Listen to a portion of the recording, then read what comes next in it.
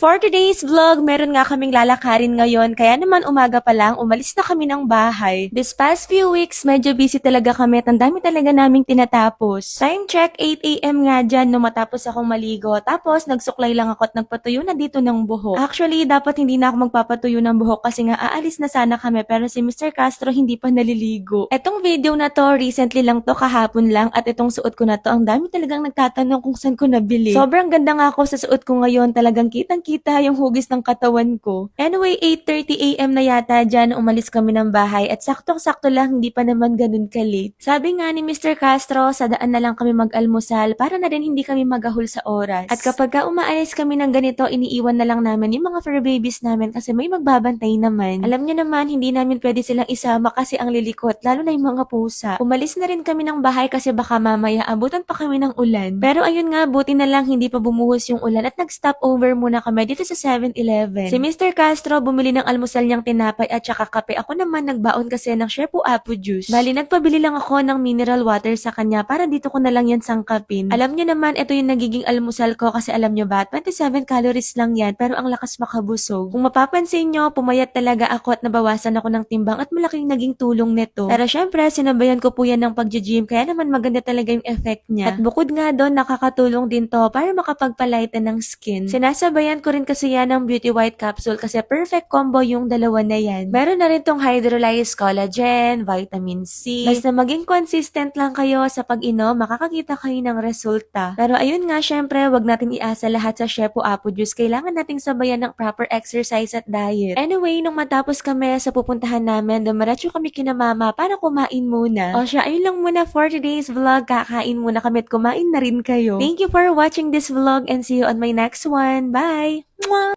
For today's vlog, meron nga kaming lalakarin ngayon, kaya naman umaga pa lang, umalis na kami ng bahay. This past few weeks, medyo busy talaga kami at ang dami talaga naming tinatapos. Time check, 8 AM nga dyan no matapos akong maligo. Tapos, nagsuklay lang ako at nagpatuyo na dito ng buhok. Actually, dapat hindi na ako magpapatuyo ng buhok kasi nga aalis na sana kami pero si Mr. Castro hindi pa naliligo. Etong video na to, recently lang to, kahapon lang at itong suot ko na to, ang dami talagang nagtatanong kung saan ko nabili. Sobrang ganda nga ako sa suot ko ngayon, talagang kitang-kita yung hugis ng katawan ko. Anyway, 8:30 AM na yata dyan, umalis kami ng bahay at saktong-sakto lang, hindi pa naman ganun ka-late. Sabi nga ni Mr. Castro, sa daan na lang kami mag-almusal para na rin hindi kami magahol sa oras. At kapag umaalis kami ng ganito, iniiwan na lang namin yung mga fur babies namin kasi may magbabantay naman. Alam niyo naman, hindi namin pwede silang isama kasi ang lilikot, lalo na yung mga pusa. Umalis na rin kami ng bahay kasi baka mamaya abutan pa kami ng ulan. Pero ayun nga, buti na lang hindi pa bumuhos yung ulan at nag-stop over muna kami dito sa 7-Eleven. Si Mr.